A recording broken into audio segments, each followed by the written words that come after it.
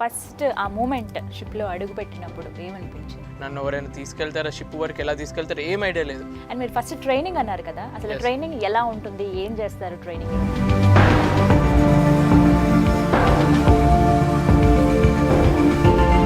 Ship గురించి మాట్లాడుకుంటే so exactly మీ work ఏంటండి, ఏం చేస్తారు అసలు? మెరైన్ ఇంజనీర్ అంటే అర్థం ఏంటి అసలు?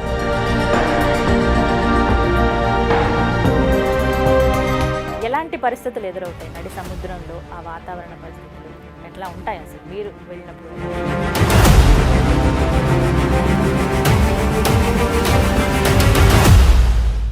నమస్తే, వెల్కమ్ టు సుమన్ టీవీ. ప్రస్తుతం మనతో పాటు 12 సంవత్సరాలుగా మెరైన్ ఇంజనీర్గా పనిచేస్తున్న రాజశేఖర్ గారు ఉన్నారు. వారితో మాట్లాడి సముద్రంపై ప్రయాణం అసలు ఎలా ఉంటుంది, ఓడలో ఉన్నప్పుడు వాళ్ళు ఎదుర్కొన్న సమస్యలేంటి, అలాగే వారి అనుభవాలేంటి, ఇవన్నీ వారి మాటల్లో విని తెలుసుకుందాం. రాజశేఖర్ గారు నమస్తే అండి. నమస్తే. Merchant navy engineer, salute to. ఎప్పుడో కానీ రాదా అవకాశం? మీరు జస్ట్ కొన్ని రోజులు మాత్రమే ల్యాండ్ మీద ఉంటారు, భూమి మీద ఉంటారు కాబట్టి సో ఆ ఛాన్స్ మాకు దొరికింది. Thank you so much interview accept చేసినందుకు ముందుగా. సో చాలా విషయాలు తెలుసుకోవాలనుకుంటున్నాం. అసలు సముద్రంలో ఎలా ఉంటుంది, షిప్స్, ఈ జర్నీ, మీ జాబ్, ఇవన్నీ మాకు కొంచెం డీటెయిల్గా ఎక్స్ప్లెయిన్ చేస్తే happy. So first of all అసలు ఎలా వెళ్ళారు మీరు ఈ జాబ్కి? నాదో డిఫరెంట్ స్టోరీ. నాకు ఇంజనీరింగ్, మెకానికల్ ఇంజనీరింగ్ అయిపోయింది. అందరు గవర్నమెంట్ జాబ్స్కి అప్లై చేస్తున్నట్టే నేను అప్లై చేశాను. అప్పుడు షిప్పింగ్ కార్పొరేషన్ ఆఫ్ ఇండియా అని గవర్నమెంట్, సెంట్రల్ గవర్నమెంట్ కంపెనీ. అందులో జీతాలు ఎక్కువ ఉన్నాయన్నమాట. 70,000 పర్ మంత్ వస్తుంది అని ఉంది. ఆ టైంలో అంత జీతాలు మెకానికల్ ఇంజనీర్ వాళ్ళకి ఎక్కడా లేదనమాట. సో ఏదో బాగుంది, అప్లై చేద్దామని చెప్పి, అసలు ఏంటో జాబ్ తెలీదు, జీతం చూసి అప్లై చేశాను. అప్లై చేసిన తర్వాత సెలెక్ట్ అయ్యాను. రిటర్న్ ఎగ్జాము, అప్పటికి నేను క్యాట్ ఎగ్జామ్కి ప్రిపేర్ అయ్యాను. నాకు ఆ ప్రిపరేషన్ అంతా, ఎగ్జామ్లో ఏమేమి ఉంటాయి అవన్నీ మంచిగా అటెండ్ అయ్యాను. ఏదో పడుకున్నాను ఒకరోజు, మా డాడీ రిజల్ట్ వచ్చిందిరా, shipping corporation of India result, నువ్వు సెకండ్ ర్యాంక్లో ఉన్నావు, ఆల్ ఇండియా లెవెల్లో సెకండ్ ర్యాంక్ వచ్చింది నీకు అని అంటే నేను షాక్ అయినా. నేను సెకండ్ ర్యాంక్ రావడం ఏంది అంటే నేను అనుకున్నా, అంటే ఆ రోజు 3 ఎగ్జామ్స్ జరిగాయి అనమాట. వేరే సెంట్రల్ గవర్నమెంట్, బీపీఎస్సీఏలు అలా 3 ఎగ్జామ్స్ జరిగితే అందరు వాటికి వెళ్ళారు. షిప్పింగ్ ఓడి వెళ్తారులే అని కొంతమంది వెళ్ళిళ్ళు. ఆ కొంతమందిలో నాకు సెకండ్ ర్యాంక్ వచ్చేవరకు అలా సెలెక్ట్ అయ్యాను ఎట్ లాస్ట్.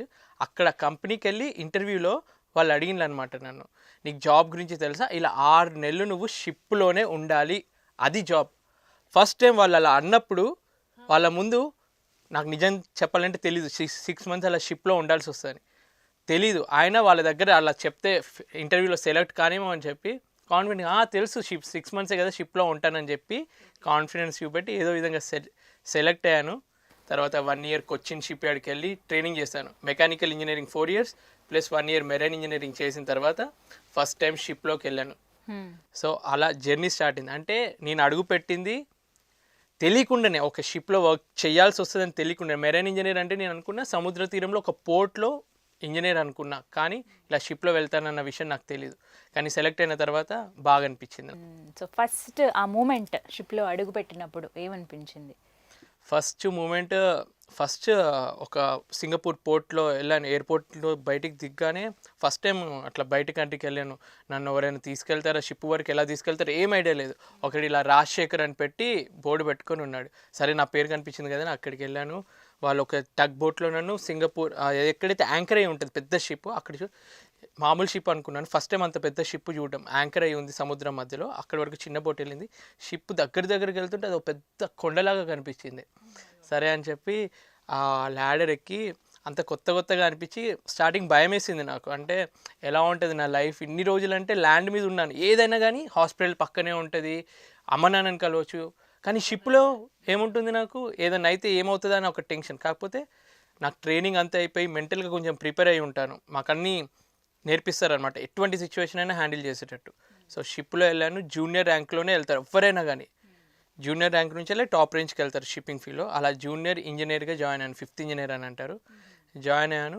మెల్లమెల్లగా ప్రమోషన్స్ తీసుకుంటూ ఇప్పుడు సెకండ్ ఇంజనీర్ అని చెప్పి మేనేజ్మెంట్ లెవెల్లో చీఫ్ ఇంజనీర్ అన్నిటికన్నా పెద్ద పొజిషన్ ఇంజనీరింగ్ లెవెల్లో, దాని కింద సెకండ్ ఇంజనీర్. ఇప్పుడు ఆ సెకండ్ ఇంజనీర్ని ఆల్రెడీ నాకు లైసెన్స్ ఉంది, చీఫ్ ఇంజనీర్ అయ్యే లైసెన్స్.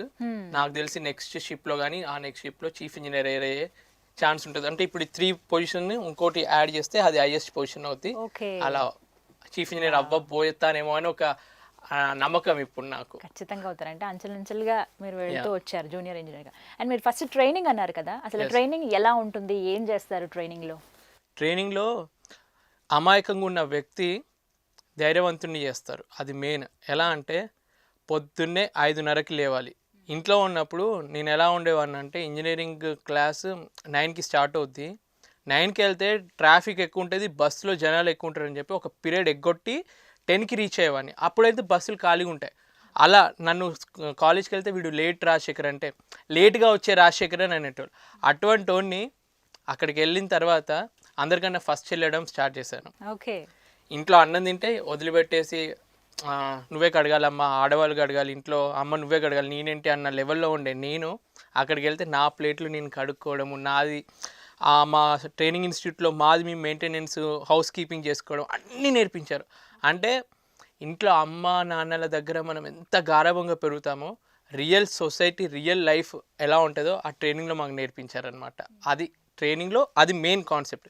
అది పర్సనల్ లెవెల్లో మనం ఎలా లీడ్ చేయాలన్నది. ప్రొఫెషనల్ లెవెల్లో ఏంటంటే అది పెద్ద షిప్, ఎన్నో మిషనరీ ఉంటుంది. ఇక్కడ మనకి ఏదైనా ప్రాబ్లం వచ్చి మిషనరీలో మెయింటెనెన్స్ చేయాలి అంటే నీ వల్ల కాకపోతే ఇంకొకరిని వేరే వాళ్ళని పిలిపిస్తావు. షిప్ సముద్రం మధ్యలో ఉంది, మెయిన్ ఇంజిన్ ఆగిపోద్ది. అప్పుడు ఏమవుద్ది, ఏదైనా కానీ మేమే చేయాలి. అంత పెద్ద మిషనరీకి హ్యాండిల్ చేయడానికి మాకు స్కిల్స్ కావాలి. బేసిక్ థియరిటికల్ అని కాకుండా ప్రాక్టికల్గా నేర్పిస్తారు మాకు. ఇప్పుడు మన ఇంజనీరింగ్ కాలేజెస్ ఎలా ఉన్నాయంటే నార్మల్గా జస్ట్ థియరీ చేసామా, ఆ ఎగ్జామ్కి ముందు ఒక నైట్ చదువుకున్నామా, ఏదో నడిచిపోద్ది. కానీ ఇక్కడ అలా నడవదు మాకు.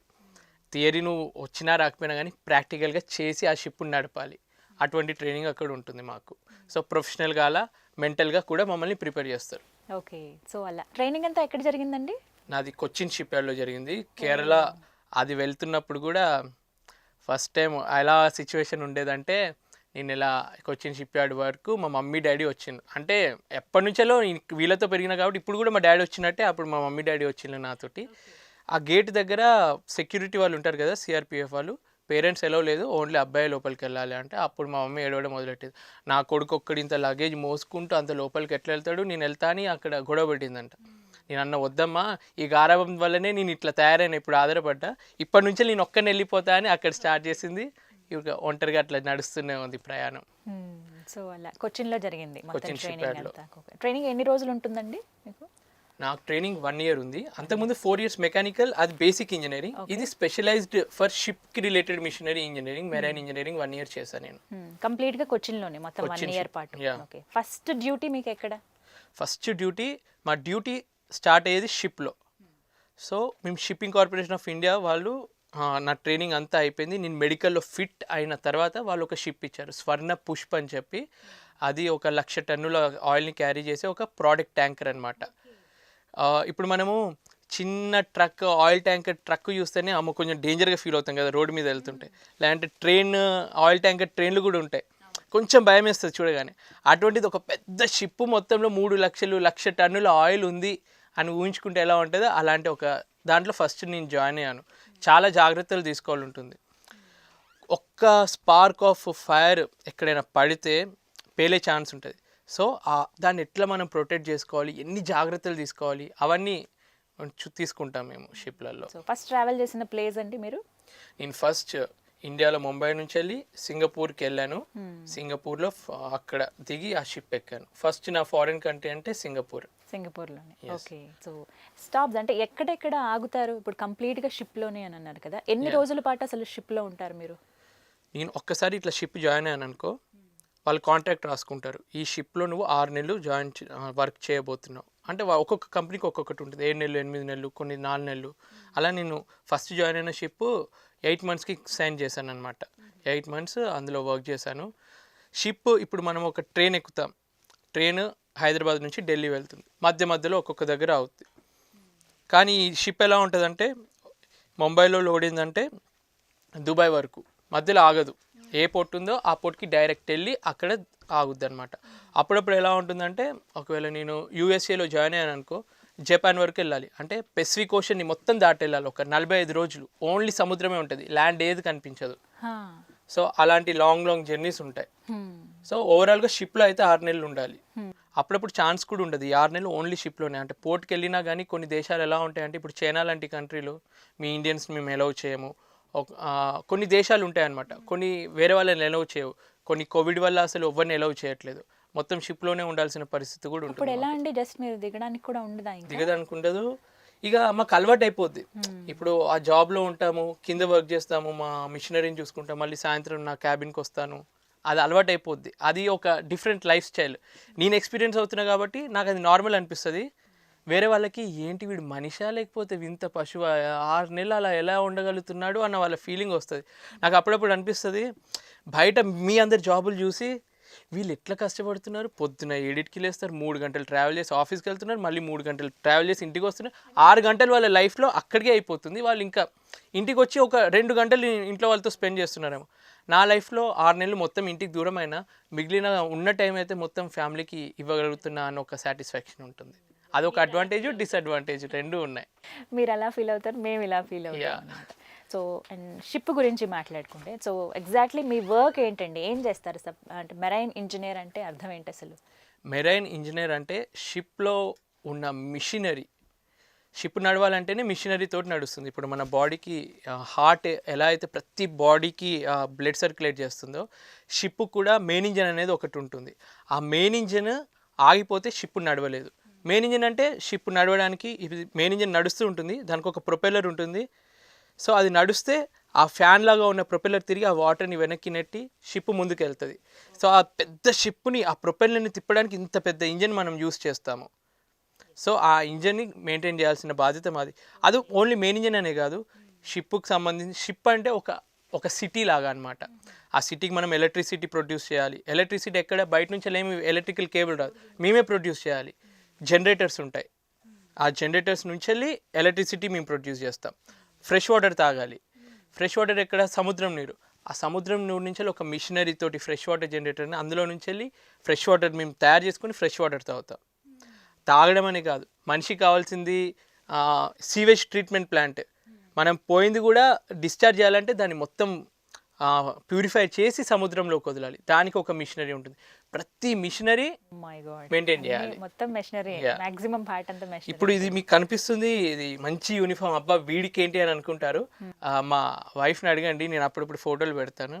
నేను యాక్చువల్గా ఉండేది బాయిలర్ సూట్ అని ఒకటి ఉంటుంది. ఇప్పుడు మీరు చూస్తుంటారు వర్క్షాప్లో హెల్మెట్ పెట్టుకొని వేసుకుంటారు చూడు, నా చేతులు ఇలా ఉండవు, మొత్తం నల్లగా ఆయిల్ అంటే. ఎంత ఇంజనీర్ ఎంత టాప్ రేంజ్ వెళ్ళినా కానీ ఇప్పుడు నా జూనియర్స్తో వర్క్ చేయించాలి. వాళ్ళు ఒకవేళ చేయలేకపోతే నేను చేయాలి. సో డర్టీ జాబ్ అంటారు నాది. కాకపోతే కొన్ని జాబ్స్ ఎలా ఉంటాయంటే చెప్పి చేయించడం ఉంటుంది. నా జాబ్ ఏంటంటే చేసి వేరే వాళ్ళతో చేయించాల్సి ఉంటుంది. బట్ అంటిన మరకలు కూడా మంచివి అన్నట్టు, నిజంగా ప్రౌడ్ ఫీలింగ్ ఉంటుంది ఖచ్చితంగా ఆ మూమెంట్ అది ఉన్నప్పుడు. సో మీకు ఫుడ్ అవన్నీ ఎలా, భోజనం? ఫుడ్ ఇది చాలామంది అడుగుతారు. ఇప్పుడు మీరు షిప్లో వెళ్తున్నారు కదా, ఫుడ్ ఎలా, మీరు ఏమైనా ఫిషెస్ పట్టుకొని అవే తింటారా లేదా అని అడుగుతారు. ఇప్పుడు మేము ఒక పోర్ట్ వెళ్ళాం, సింగపూర్లో. అంటే ఒక బిజీ పోర్ట్. సింగపూర్ అనే పోర్ట్ ఎలా అంటే వరల్డ్లోనే బిజియెస్ట్ పోర్ట్ అనమాట. ఏ షిప్ అయినా కానీ సింగపూర్కి రావాల్సిందే. అదొక బిజియెస్ట్ పోర్ట్ అనమాట. ఇప్పుడు మన ఇండియాలో ఒక మెయిన్ జంక్షన్ ఢిల్లీ, ముంబై ఎలా అయితే ఉంటుందో, వరల్డ్ మొత్తానికి సింగపూరు, దుబాయ్, ముంబై అలాంటి ఇంపార్టెంట్ పోర్ట్స్ కొన్ని ఉంటాయి. ఏ పోర్ట్కి వెళ్ళినా కానీ అక్కడ ఫుడ్ మేము సప్లై చేస్తారనమాట. ఆ ఫుడ్ ఎలా ఉంటుందంటే, చికెన్ అయినా మటన్ అయినా మీట్ అయినా 2 నెలలు 3 నెలలు స్టోరేజ్లో పెడతాం. ఐస్ స్టోరేజ్ అంటారు. ఒక -15-20 degreesలో మీట్ రూమ్ అని ఒకటి ఉంటుంది, అందులో పెడతారనమాట. సో ఆ ఫుడ్ని డైలీ తీసి కట్ చేసి, ఎక్కువ నాన్ వెజిటేరియన్సే ఉంటారు షిప్లో. సో నేను ఎంత నాన్ వెజ్ తినడం అలవాటు అయిందంటే, ఒక స్టేజ్కి మొన్న ఒకసారి షిప్ ఎక్కుతున్నప్పుడు కొలెస్ట్రాల్ లెవెల్ కూడా పెరిగింది. అప్పటి నుంచి మొత్తం తక్కువ చేసి వెజిటేరియన్గా మారిన. సో మళ్ళీ వెజిటేరియన్ కోసం వాళ్ళు ప్రత్యేకంగా ఫ్రెష్ వెజిటేబుల్స్ మేము ఒక పోర్ట్లో తీసుకుంటే మ్యాక్సిమం ఒక 10 days 15 daysలో అయిపోతుంది. సో తర్వాత పొటాటోస్ ఏవైతే పాడవని ఉంటే వాటితో అడ్జస్ట్ అవుతూ ఉంటాము. సో మెయిన్గా ఏంటంటే ఒక పోర్ట్లో మేము అంతా తీసుకుంటాము, అవి 2 నెలలు సరిపోయేంత వరకు వాడతాము, మళ్ళీ ఇంకో పోర్ట్లో వెళ్తాం. అప్పుడప్పుడు కొన్ని క్రిటికల్ సిచ్యువేషన్స్లో మేము అనుకుంటాం 2 నెలల్లో వెళ్తాం తీసుకుంటాం అని, కానీ ఆ పోర్ట్ దొరకదు. అప్పుడు ఎంత సేవ్ చేసుకుంటామంటే, డబ్బులు ఉంటాయి మా దగ్గర కానీ ఫుడ్ లేదు. సో ప్రతిదీ ఆలోచించి మేము అందరం డిస్ట్రిబ్యూట్ చేసుకుంటాం. రోజు ఒక ఎగ్ తినేటోడు 2 ఎగ్గులు తినేటోడు 1 ఎగ్ తింటాడు. కొందరు ఇక వదులుకుంటారు, నువ్వు తినరా బాబు, నువ్వు కొంచెం వీక్ ఉన్నావు కదా. అడ్జస్ట్మెంట్ మాకు మొదలవుతుంది. గొడవలేం పడము, ఎందుకంటే ఇక్కడంటే గొడవ పడినా ఎవడైనా ఏమైనా చేస్తాడు, అక్కడ గొడవ పడితే మేమే మునిగిపోతాం. కాబట్టి మునిగిపోయేటోడు ఎప్పుడైనా కలిసే ఉంటాడు మంచిగా. సో ఆ జాగ్రత్త అనేది ఉంటుంది. సో ఫుడ్ అనేది ముందుగానే ప్రిపేర్ చేసుకుంటారు. ఫుడ్ వాళ్ళు తెస్తారు, ఒక చీఫ్ కుక్ అని ఉంటాడు, ఒక గ్యాలీ ఉంటుంది. 5 స్టార్ హోటల్ వాళ్ళు ఫుడ్ ప్రిపేర్ చేస్తారు చూడు, ఆ లెవెల్లో వాళ్ళు ఫుడ్ ప్రిపేర్ చేస్తారు. కానీ అంత డెలిషియస్గా ఏముండదు. ఎంతైనా అమ్మ చేతి వంట అంటేనే నాకు ఇష్టము. అంటే వైఫ్ కూడా వండుద్ది, కానీ అమ్మ first rank, second wife, third మా చీఫ్ కుక్. ఓకే, మీరు వండుతారండి? మీకు అసలు ఆ చాయిస్ ఉంటుందా? నార్మల్గా వర్క్ చేసే వాళ్ళు వెళ్ళి కుక్ చేసేది షిప్లో ఉంటుంది. ఎలా అంటే ఇప్పుడు కొందరికి ప్యాషన్ ఉంటుంది. ఇప్పుడు నేను లాస్ట్ టైం వర్క్ చేసినప్పుడు నేను ఒక్కనే ఇండియన్ని, 25 మంది ఉంటాం మేము షిప్లో వర్క్ చేసే వాళ్ళము. ఒకరు ఫిలిపినోస్ నుంచి, అంటే ఎన్నో దేశాల మంది ఉన్నారు. నేను ఒక్కరిని ఇండియన్, నాకు ఒక్కడికే తెలుసు ఇండియన్ ఫుడ్ ఎలా చేయాలో. అప్పుడు నేను చచ్చినట్టు నెట్లో చూసుకునైనా, అమ్మకు ఫోన్ చేసైనా, అద్వితికి ఫోన్ చేసైనా, ఇదిగో నాకు కొంచెం చెప్పమ్మా ప్రొసీజర్ అని చెప్పి వాళ్ళ దగ్గర తెలుసుకొని చీఫ్ కుక్ చెప్తాను, ఇట్లా ఇట్లా చెయ్యి బాబు అంటే అలా నాకు చేసి ఒకసారి నేర్పిస్తే వాళ్ళు చేసి పెడతారు నాకు. ఓకే, సో ఆ చాయిస్ ఉందన్నమాట. కుక్ ఎంతమంది ఉంటారండి? కుక్ ఒక్కరే ఉంటారు చీఫ్ కుక్. అతను 24 మందికి వండుతాడు. ఇంకో అతను మెస్ మ్యాన్ ఉంటాడు, తను అందరికీ వడ్డీ అంటే సర్వ్ చేయడం అలా చేస్తూ ఉంటాడు. ఈ ఫుడ్ టైమింగ్స్ ఏంటండి? Breakfast, lunch, dinner? బ్రేక్ఫాస్ట్ ఒక్కొక్క కంపెనీకి ఒక్కొక్కటి. మార్నింగ్ 7 to 8 బ్రేక్ఫాస్ట్, మధ్యాహ్నం 12 to 1 lunch, evening 5 to 6 dinner ఉంటుంది. మా షిప్పింగ్లో ఎలా అంటే డిన్నర్ తొందరనే అయిపోద్ది, 6 కల్లా డిన్నర్ చేసేస్తాం. యాక్చువల్గా బాడీకి కూడా 6 కల్లా డిన్నర్ చేయడం అలవాటు చేసుకోవాలి. నేను ఇంటికి రాగానే వీళ్ళందరూ 9కి అట్లా తినేసరికి నాకు ఆకలిస్తూ ఉంటుంది. ఎప్పుడు పెడతారు అని వెయిట్ చేస్తూ ఉంటాను. వీళ్ళకి అలవాటు చేపిద్దాం అనుకుంటా, కానీ వాళ్ళు అంత తొందరగా తినడం, లేటే అయిపోద్ది ఇంట్లో. అయితే బిఫోర్ సన్సెట్ తినేయాలని అంటారు కదా, సో మీరు అది పక్కగా ఫాలో అవుతారు. ఆ రూల్స్ అలానే ఉంటాయి అక్కడ. సో మీ షిఫ్ట్ టైమింగ్స్ ఏంటంటే, మీరు కంప్లీట్గా ఉండేది షిప్లోనే, బట్ మీకంటూ టైమింగ్స్ ఉంటాయి అసలు? మాకు మార్నింగ్ 7 నుంచి వెళ్ళి ఈవినింగ్ 5-6 వరకు, డిపెండింగ్ ఆన్ వర్క్, ఇవైతే regular timings. So morning 7 to evening 6 వరకు చేసిన తర్వాత మిగిలిన టైం ఫ్రీ టైమే. కాకపోతే షిప్ నడుస్తూనే ఉంటుంది. పొరపాటున షిప్ నేను పడుకొని ఉంటాను, డీప్ స్లీప్లో ఉంటాను, ఏదైనా అలారం వస్తుంది. మిషనరీ ఎప్పుడు పర్ఫెక్ట్గా నడవాలని ఉండదు. ఏదో ఒక చిన్న ప్రాబ్లం వచ్చి అలారం వస్తే మాకు పడుకున్న వాళ్ళ రూమ్లో కూడా అలారం వస్తుంది అనమాట. ఇదిగో అలారం వచ్చింది, వెళ్ళి అటెండ్ అవ్వాలని చెప్పి టక్కున నిద్రలో లేచి కిందికి వెళ్తాము. మేము 5th ఫ్లోర్లో ఉన్నాం అనుకో, డౌన్ ఫ్లోర్లో ఇంజన్ ఉంటుంది, ఇంజన్ రూమ్ అని పెద్దది ఉంటుంది. అక్కడికి వెళ్ళి ఏం ప్రాబ్లం ఉందో అని చూసుకొని అలా ఉంటుంది. సో మెయిన్ వర్క్ వచ్చేసి మార్నింగ్ 7 to ఈవినింగ్ 6. ముగ్గురం ఇంజనీర్స్ ఉంటాం ఇట్లా మెయింటెనెన్స్ గురించి, second engineer, third engineer, fourth engineer. ఒక్కొక్క రోజు ఒక్కొక్క నైట్కి ఒక్కొక్కరం ఉంటాం రెస్పాన్సిబిలిటీ. అట్లా నైట్ ఏదైనా ప్రాబ్లం వస్తే వాళ్ళు ఆ నైట్ కూడా చేయాల్సి ఉంటుంది. ఓకే, అందరికీ ఇదేనా అండి టైమింగ్? ఇది జనరల్ మెర్చెంట్ నేవీ షిప్స్లో ఇదే టైమింగ్ ఉంటుంది. ఓకే, ఇది నైట్ పూట ఇంజన్ రూమ్ని లాక్ చేసి పడుకోవడానికి అన్మ్యాన్డ్ షిప్ అని అంటారు. అంటే రాత్రిపూట మనం పడుకోవచ్చు, ఎవరు ఇంజన్ రూమ్లో లేకుండా షిప్ నడుస్తుంది. అట్లాంటి షిప్పులు ఇప్పుడు మోడర్న్ టెక్నాలజీ తోటి ఉన్నాయి. పాతకాలం షిప్పులు ఎలా అంటే అన్ని రిపేర్లు జరుగుతూ అసలు ఇంజన్ రూమ్ నుంచి బయటకు వచ్చామనుకో ఏం ప్రాబ్లం అవుతుందని భయంకరంగా ఉన్న షిప్లకు మాత్రం 24 hours వర్క్ చేయాల్సి ఉంటుంది. అంటే ఒక అతను 4 hours వర్క్ చేస్తే ఇంకో అతను 4 hours, అట్లా 4 hours షిఫ్ట్ లాగా వర్క్ చేస్తాం. ఓకే, ఎంత ఉంటుందండి అసలు ship length and width? Ship ఇక్కడ నుంచి మొదలవుతే ఒక 350 meters. ఇక్కడ నేను కూర్చున్నాను, నా ముందట 350 meters ఎంత ఉందో అలాంటి సైజులో ఉంటుంది షిప్. 350 meters పొడుగు, 60 meters విడుతుంటుంది. ఇక డెప్త్ అనేది కూడా ఒక 40 meters డెప్త్ ఉంటుంది. సో అదొక చిన్న ఒక స్ట్రీట్ లాగా అనుకోవచ్చు. అది కాదు, ఒక సెపరేట్ ప్రపంచమే మీకు, కదులుతున్న ప్రపంచం. నిజమే అది. అండ్ ఇంకా ఇక్కడ జరిగే కొన్ని ఇష్యూస్ గురించి మాట్లాడుకుంటే, సముద్రంలో కూడా దొంగతనాలు జరుగుతాయి అని వింటున్నాం, మేము విన్నాం కూడా చాలాసార్లు. అసలు అలా జరుగుతాయా? ఏ సందర్భాల్లో జరుగుతాయి? ఇప్పుడు ఇండియా మామూలుగా డెవలప్డ్ కంట్రీ. కొన్ని కంట్రీస్ ఎలా ఉంటాయంటే సొమాలియా, కొన్ని వెనుజులా, కొన్ని దేశం పేరు చెప్పగానే వాళ్ళ దేశంలో పావర్టీ ఉంది, వాళ్ళకి ఎంతో అవసరం ఉంది, డబ్బు ఉంది, వాళ్ళకి వేరే ఆప్షన్స్ లేదు. ఏదైతే బ్యాక్వర్డ్ కంట్రీస్ ఉన్నాయో వాళ్ళకి ఇవి ఒక ఆప్షన్ లాగా కనిపిస్తాయి. ఒక షిప్ రాగానే ఎలా దోచుకుందాము, ఎలా హైజాక్ చేద్దాము. కొన్ని సింపుల్ దొంగతనాలు ఉంటాయి, వాళ్ళు తెలియకుండానే షిప్లోకి వచ్చేస్తారు. ఇప్పుడు షిప్ ఒక పోర్ట్లో ఆగి ఉంది, అది యాంకర్ అయి ఉంది, ఒక రోప్ తోటి కట్టుంచుతారు షిప్స్ని. సో రాత్రి ఎవరో ఒకరు ఆ రోప్ ద్వారా వచ్చి షిప్ లోపలికి వచ్చి షిప్ లోపల ఉన్న ఐటమ్స్ దొంగతనం చేసి అలా వెళ్తే సిర్ఫ్ ఓన్లీ మనీ దొంగతనం అట్లా అనుకోవచ్చు. అలా కూడా కొన్ని వస్తారండి? అలా కొందరు వస్తారు. Okay. అప్పుడు జాగ్రత్తగా ఉండాలి. ఎవరైనా దొంగలు వచ్చినా కానీ మేము ఏమి అడ్డు చెప్పాం. మా బాధ్యత ఏంటంటే షిప్ను నడిపించడం. దొంగలు వస్తే ఫైట్ చేయడము, వాళ్ళని అడ్డుకోవడము అది మా పని కాదు. మా ప్రాణాల మీదకి ఏ తెచ్చుకోము. జస్ట్ వాళ్ళు వస్తే ఓకే నీకు ఇది కావాలా వాడికి ఇచ్చి పంపడమే, తర్వాత దాన్ని కేస్ చేయడం అట్లాంటివి చేస్తాం. కానీ మేము వాళ్ళని హీరోలాగా సినిమాలలో చూపెట్టినట్టు నువ్వు వచ్చావురా నేను కొడతా నిన్ను చేస్తా అన్నట్టు ఉండదు. మా పని మేము చూసుకోవడం. అలా దొంగలు చాలా మటుకు రారు. ఒకవేళ వచ్చినా భయపడతాం మేము కూడా. ఎందుకంటే ఎవడైనా మనుషులు భయపడాల్సిందే. ఎందుకంటే వాడి దగ్గర ఏముందో మన దగ్గర తెలీదు.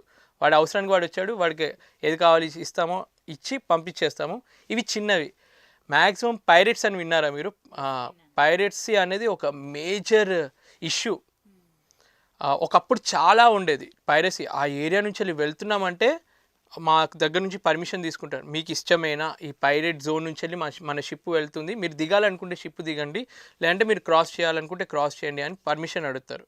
సరే మేము వెళ్తాంలే అని అన్నాం అనుకో, వెళ్ళాల్సే వస్తుంది మ్యాక్సిమం. ఎందుకంటే షిప్లో ఉన్నాం కాబట్టి ఇక వెళ్తాము. ఆ క్రాస్ వెళ్తున్నప్పుడు వాళ్ళు ఎక్స్ట్రా ప్రొటెక్షన్ ప్రొవైడ్ చేస్తారు. ఆ కంట్రీ కోస్టల్ గార్డ్ వాళ్ళు వచ్చి మమ్మల్ని పెట్రోలింగ్ లాగా ముందు వెనకాల ఉంటారనమాట. ఎంత ఉన్నా కానీ అప్పుడప్పుడు అవి బిజీ అయిపోయి కొన్ని షిప్స్ ఫాస్ట్గా వెళ్ళాల్సి ఉంటుంది.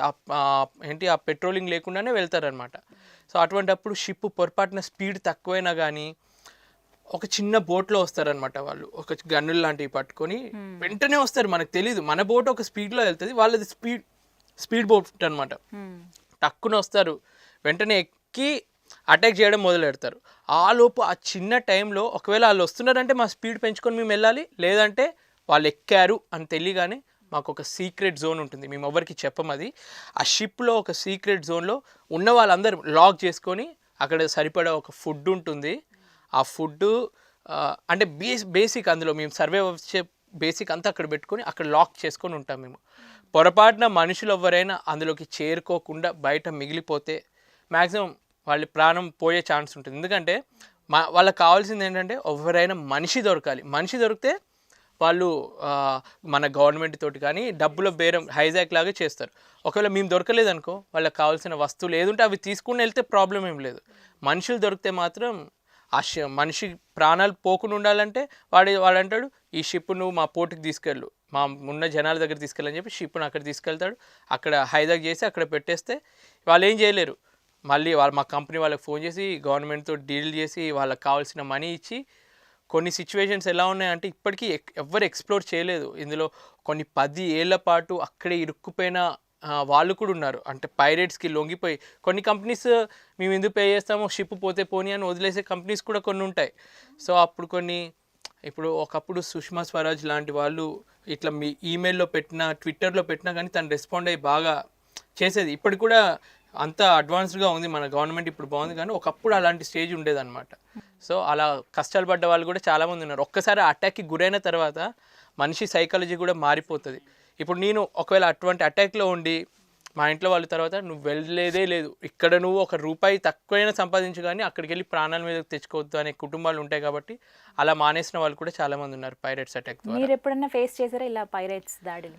మేము ట్రైనింగ్ తీసుకున్నాము. ఒకసారి ఆ ఏరియాకి వెళ్తున్నప్పుడు మా షిప్లోకి 2 కోస్ట్ గార్డ్ ఆ కంట్రీ గార్డ్స్ వాళ్ళు వచ్చిందనమాట మమ్మల్ని ప్రొటెక్ట్ చేయడానికి. ఒకవేళ ఎవరైనా వస్తే వాళ్ళు గన్ తోటి పేల్చి వాళ్ళని బెదిరించి పంపించేటట్టు.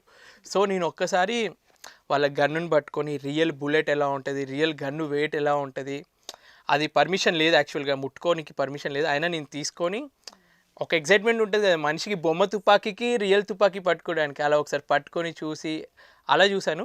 వాళ్ళ దగ్గర నుంచి ఎన్నో విషయాలు తెలుసుకున్నాను. వాళ్ళు రియల్గా ఫేస్ చేసిన సిచ్యువేషన్స్.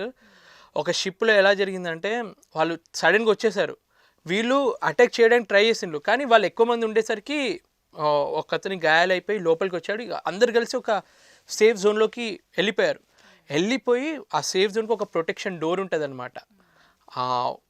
మామూలు ఒక డోరు, దాని మీద ఇంకో డోర్ ఉంటుంది స్టీల్ తోటి. బుల్లెట్తో కొట్టినా కానీ అది ఏం అవ్వదు అనమాట.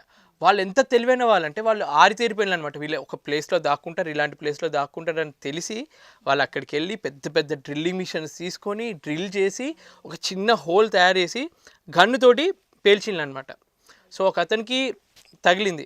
సో ఒక్క అతనికి తగిలితే వాడిని హాస్పిటల్ తీసుకెళ్ళాలి. సో ఆ డోర్ని ఓపెన్ చేసి అలా వాళ్ళు హైజాక్ అయ్యి గవర్నమెంట్ తోటి డబ్బులు తీసుకొని అలా సేఫ్ అయితే ఉన్నారు. కాకపోతే మనం ఎంత తెలివైన వాళ్ళమో, మనకి డబ్బు కావాలి కాబట్టి, వాళ్ళ అవసరం కాబట్టి వాళ్ళు కూడా అంత తెలివివంతులు అవుతున్నారు ఇప్పుడు.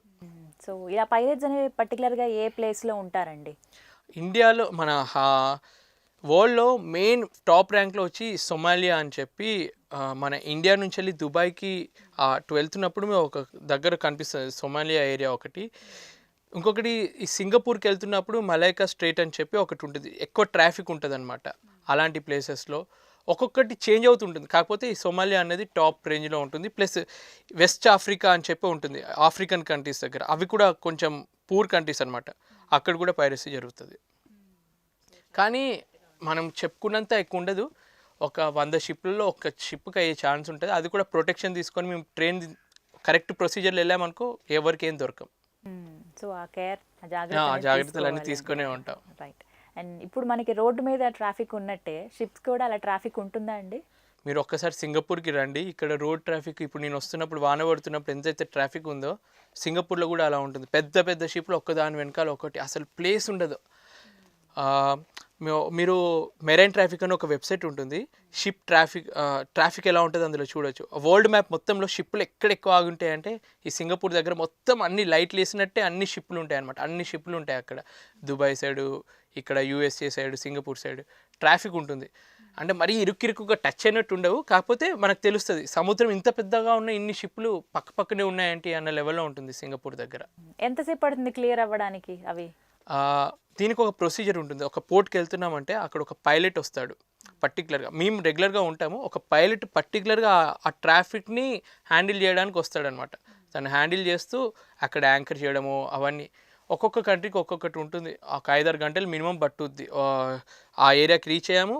పోర్ట్కి వెళ్ళేంతవరకు ఆ ట్రాఫిక్ నుంచి వెళ్ళుకుంటూ వెళ్ళడానికి ఒక 5-6 hours. Depend on that area, ఎంత ఏరియా కవర్ చేయాలి అన్న దాన్ని బట్టి ఉంటుంది. సూయజ్ కెనాల్ గురించి చెప్తూ ఉంటారు కామన్గా. యా, సూయజ్ కెనాల్ అన్నది ఇప్పుడు ఆఫ్రికా ఇంత పెద్దగా ఉంది. ఒకవేళ సూయజ్ కెనాల్ లేకపోతే ప్రతి ఒక్కరు ఈ ఆఫ్రికాని మొత్తం ఇట్లా క్రాస్ చేసి ఒక 30 రోజులు ట్రావెల్ చేయాలి. సూయజ్ కెనాల్ రావడం వల్ల ఒక రెడ్ సీని, మెడిటేరియన్ సీని, అంటే ఈ ఆఫ్రికా ఇటు యూరోప్ మధ్యలో చిన్న ఒక 8 గంటల్లో క్రాస్ చేసి వెళ్ళొచ్చు అనమాట. ఆ అద్భుతాన్ని, దాని వెనుక ఎంతో హిస్టరీ జరిగిందనమాట. మీరు కావాలంటే చూడొచ్చు. నేను దాని గురించి ఒక వీడియో కూడా చేశాను. తర్వాత మీరు చూడాలంటే చూడండి. ఆ కన్స్ట్రక్షన్ చేస్తున్నప్పుడు కొన్ని లక్షల మంది చనిపోయారు. అంత ఆపద జరిగిందనమాట. ఒక్క కెనాల్ని మనం తవ్వుతుంటే ఎన్నో ఆపదలు జరుగుతాయి. అలా అంత సాక్రిఫైస్ చేసి కట్టిన ఒక అద్భుతం అది లాస్ట్ కాంట్రాక్ట్లో నేను 2 సార్లు వెళ్ళాను అనమాట. సూయజ్ కెనాల్ ఏముంది, సూయజ్ కెనాల్ అనుకున్నా కానీ వెళ్తే నాకు అర్థమైంది అది నిజంగా ఒక వరల్డ్ వండర్. ఇప్పుడు మనం మామూలుగా ఎక్కడైనా ఒక బ్రిడ్జ్ కట్టడం రోడ్ మీద ఎవరైనా చేస్తారు. రెండు సముద్రాన్ని కలిపి ఒక బ్రిడ్జ్ అనమాట అది. మెడిటేరియన్ సీని, రెడ్ సీని మధ్యలో వెళ్తూ ఉంటే పక్కన అదొక ఈజిప్ట్లో ఉందన్నమాట అది. సో కొంచెం దూరంలో పిరమిడ్స్ కూడా ఉంటాయి. అది మనకు కనిపించదు కానీ కొంచెం అక్కడ ఆగి కనుక వెళ్తే పిరమిడ్స్ వరకు కూడా వెళ్ళొచ్చు. సూయజ్ కెనాల్ అది మనం ఇప్పుడు నేను చూస్తే మీకు వీడియో ఒకవేళ కావాలంటే మీరు వీడియో చూడండి, అర్థమవుతుంది ఎంత అద్భుతంగా ఉంటుందో. ఫుటేజ్ ఒక్క షిప్ క్రాస్ చేయాలంటే 10 కోట్లు. ఆ 8 గంటలు మా షిప్ అంత కట్టి అది క్రాస్ చేయాలి ఉంటుంది. ఎందుకంటే అంత లాభం. 30 రోజుల సేలింగ్ని వాళ్ళు కవర్ చేసి 8 గంటలు వెళ్తున్నారు కాబట్టి వాళ్ళు అంత ఛార్జ్ చేస్తారు. వాళ్ళ దేశం ఎకానమీ సూయజ్ కెనాల్ వల్ల నడుస్తుంది. సూయజ్ కెనాల్ మూతబడితే ఆ దేశం ఉండదు. అంత లాభం వస్తుంది సూయజ్ కెనాల్ వాళ్ళకి. అక్కడ రష్ ఉంటుందా అండి? అక్కడ ఎలా అంటే ఒక రోజు ముందే బుక్ చేసి పెట్టుకోవాలి. ఈ రోజు మేము వస్తున్నాము, 4 గంటలకి ఆ ఎంట్రీ పాయింట్ దగ్గర మేము ఉండాలి. ఉన్న తర్వాత వాళ్ళు ఒక పైలట్ వస్తాడు. సరే అని 8కి అట్లా స్టార్ట్ అవుతుంది మా ఊరి. మళ్ళీ ఈవినింగ్ 6 వరకు వెళ్తుంది అనమాట. ఒక షిప్ వెనకాల ఒక షిప్ ఎంటర్ అవుతూ ఉంటుంది. ఇట్లా వెళ్ళి మళ్ళీ ఎగ్జిట్ అవుతుంది అనమాట. అదొక స్పెషలైజ్డ్ ట్రైనింగ్ వాళ్ళకి. ఒక్కొక్క షిప్ మీరు వినే ఉంటారు, ఒకసారి సూయజ్ కెనాల్ మధ్యలో ఒక షిప్ ఇరుక్కుపోతే ప్రపంచం మొత్తం అల్లలాడిపోయింది కదా. ఇప్పుడు హార్ట్ బ్లాక్ వస్తే హార్ట్ అటాక్ ఎలా వస్తుందో అలా వరల్డ్కి హార్ట్ అటాక్ వచ్చింది అప్పుడు. ఎందుకంటే 90% వరల్డ్లో ట్రాన్స్పోర్టేషన్ షిప్ ద్వారానే అవుద్ది. మరి ఏరోప్లేన్లో చేయొచ్చు కదా, ఫాస్ట్గా అవుతుంది కదా అంటే అది కాస్ట్. ఆ కాస్ట్ తోటి మనం బిజినెస్ చేయలేము. ఏదైనా పెద్ద ప్రోడక్ట్ షిప్ తోటి వెళ్తేనే చాలా తక్కువ ప్రైస్ తోటి వెళ్ళిపోతుంది. సో అందుకే 90% షిప్లలో ట్రాన్స్పోర్ట్ చేస్తారు. సో అటువంటిది మెయిన్ సూయేజ్ కెనాల్లో అది ఆగిపోయేసరికి ఒక వారం రోజుల పాటు బిజినెస్ అంతా స్తంభించిపోయింది. సో అంత క్రూషియల్ అనమాట. సో దీని వెనకాల ఎన్నో పాలిటిక్స్ కూడా ఉంటాయి. ఆ షిప్ ఆగిపోతే అందరూ ఎంత చేసినా కానీ ఎక్కడైతే పెద్ద పెద్ద వాళ్ళు ఉంటారో వాళ్ళందరూ చేతులు దులిపేసుకొని తప్పంతా షిప్లో పనిచేసే వాళ్ళ మీదనే పెడతారు. ఎందుకంటే వాళ్ళు ఈజీ వాళ్ళు పనిచేస్తున్నారు, వాళ్ళని ఈజీగా బలి చేయొచ్చు అన్నట్టు ఉంటుంది. కానీ వాళ్ళేం తప్పలేదు అందులో. ఆ రోజు అలా జరగడానికి ఇన్సిడెంట్ వెదర్ సరిగ్గా లేక చాలా హైట్ ఉంటుంది కదా షిప్, గాలి ఎక్కువ వచ్చేసరికి అది టర్న్ అయిపోయింది. ఎంత మనం వెళ్తున్నా కానీ కొన్ని ప్రకృతి వల్ల జరిగేటివి జరుగుతాయి, అలా ఇరుక్కుపోయేసరికి అయింది అంతే. కాబట్టి లాస్ అవుతే ఇక ఏదో ఒక రీజన్ చెప్పాలి కాబట్టి ఏదో ఒకటి చేస్తారు వాళ్ళు. మాటలో అన్నారు న్యాచురల్ కెలామిటీస్ గురించి మాట్లాడితే ఎలాంటి పరిస్థితులు ఎదురవుతాయి నడి సముద్రంలో? ఆ వాతావరణ పరిస్థితులు ఎట్లా ఉంటాయి అసలు? మీరు వెళ్ళినప్పుడు ఎలా ఉండేది? నేను ఫస్ట్ టైం వెళ్ళినప్పుడు అందరు అన్నారు ఏం బాగానే ఉంటుంది, కాకపోతే సీ సిక్నెస్ ఉంటుంది, సీ సిక్నెస్ అలలకి తట్టుకోవాలి, అలవాటు అయిపోతాయి. ఒక 1 వీక్ తర్వాత షిప్ జాయిన్ అయిన తర్వాత వెళ్తుంది, ఫస్ట్ టైం వెళ్తున్నప్పుడు అలవాటు చేసుకున్నాను. ఒకరోజు సడన్గా వెదర్ రఫ్ అయిందనమాట, పడుకున్నాను, సడన్గా కింద పడిపోయాను బెడ్ నుంచి వెళ్ళి. ఇప్పుడు షిప్ ఇలా ఉన్నది, ఇట్లా తిరిగితే మనం ఇన్ని రోజులు ఒక విధంగా పడుకోవడం అలవాటు, ఒకేసారి కింద పడిపోయేసరికి ఓహో ఇట్లనా అని చెప్పి నా పక్కన పిల్లోస్ ఎక్కువ పెట్టుకొని డిఫరెంట్ యాంగిల్లో పడుకోకుండా ఇట్లా కాళ్ళు మొత్తం అడ్డుగా పట్టుకొని అలా పడుకునేటోని అనమాట. సో ఆ అలలు ఎక్కువ ఉంటాయి షిప్లో. సముద్రంలో ఒక్కొక్క రోజు ఒక్కొక్క రకంగా బిహేవ్ చేస్తుంది. అది కూడా ఒక అమ్మాయి లాంటిది అనమాట సముద్రం. ఎందుకంటే తన మూడు బాగున్నప్పుడు చాలా ప్రశాంతంగా ఉంటుంది, తన కోపం వస్తే మాత్రం మొత్తం భరించలేమన్నమాట. కొన్ని వీడియోస్ నేను షూట్ చేసినవి ఉంటాయి, అలలు ఇలా మేము వెళ్తూ ఉంటాము, నిజంగా షిప్ లోపలికి వెళ్ళిపోయి బయటకు వచ్చింది అనే లెవెల్లో అలలు ఉంటాయి. అవునండి, కొన్ని వీడియోస్ చూస్తాం కదా, చాలా భయం వేస్తుంది అసలు. ఆ టైంలో మీరు ఎలా ఉంటారు? ఆ టైంలో మేము ప్రికాషన్స్ తీసుకుంటాం, ఓపెన్ డెక్ మీదకి వెళ్ళాం.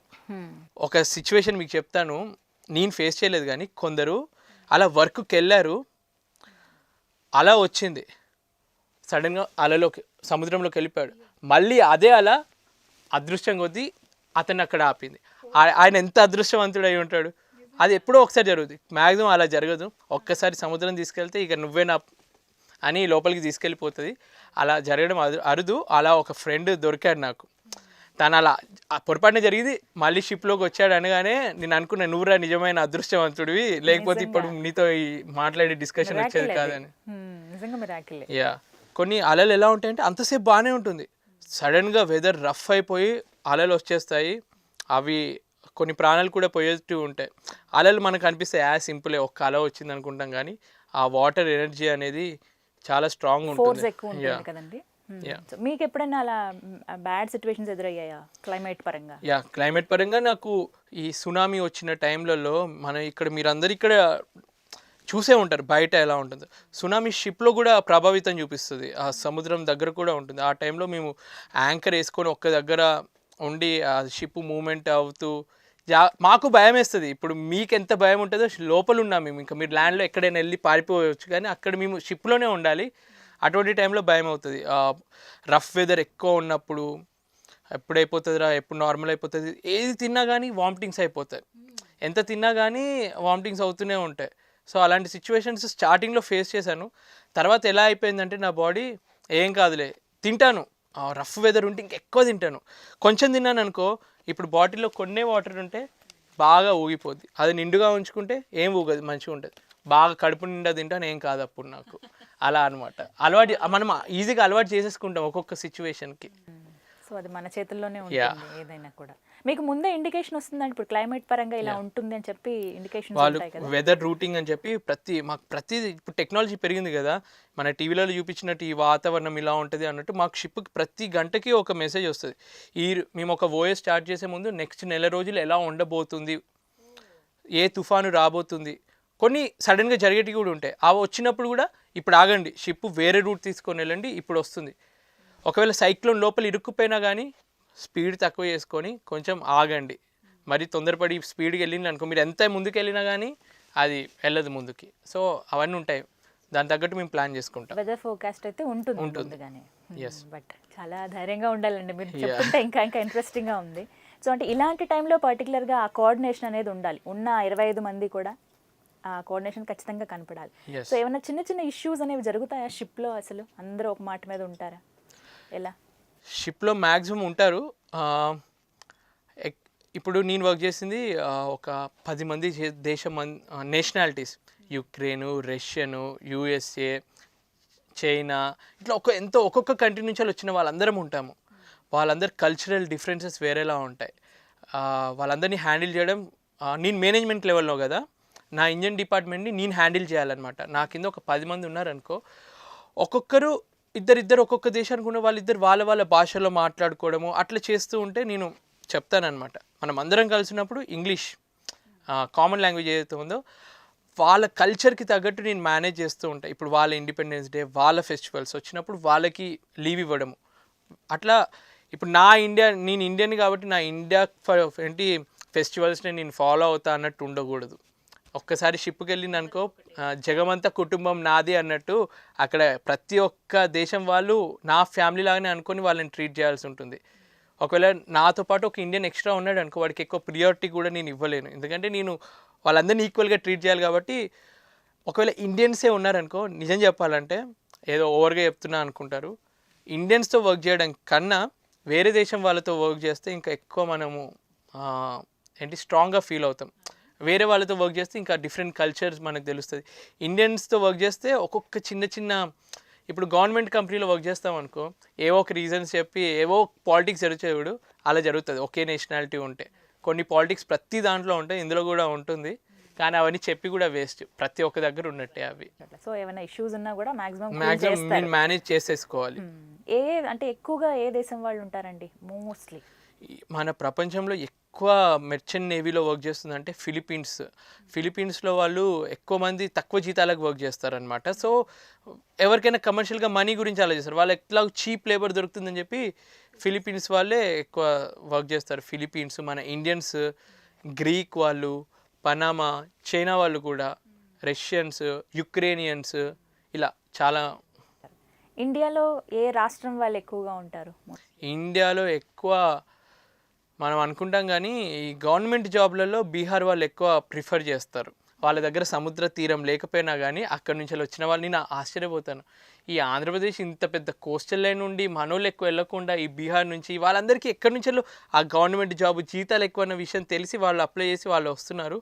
నా దృష్టిలో ఏంటంటే నేను చాలామందికి ఎంకరేజ్ చేస్తూ ఉంటాను, మన తెలుగు వాళ్ళు ఒకసారి ఆంధ్రప్రదేశ్ కోస్టల్ లైన్ చూస్తే వేరే స్టేట్స్తో కంపేర్ చేస్తే మన కోస్టల్ లైన్ చాలా పెద్దది.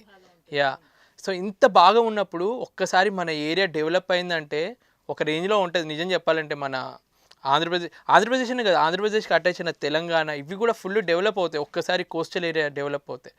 సో ఇండియాలో కూడా ఇంకా మనకున్న పాపులేషన్కి చాలా రేర్, చాలామందికి ఈ ప్రొఫెషన్ గురించి తెలీదు, ఏదో కొత్తగా అనుకుంటారు, కానీ నిజంగా పాపులారిటీ పెంచుకుంటే మనం ఇంకా సంపాదించవచ్చు ఇందులో ఇన్వాల్వ్. బీహార్ వాళ్ళే ఎక్కువ ఉంటారండి.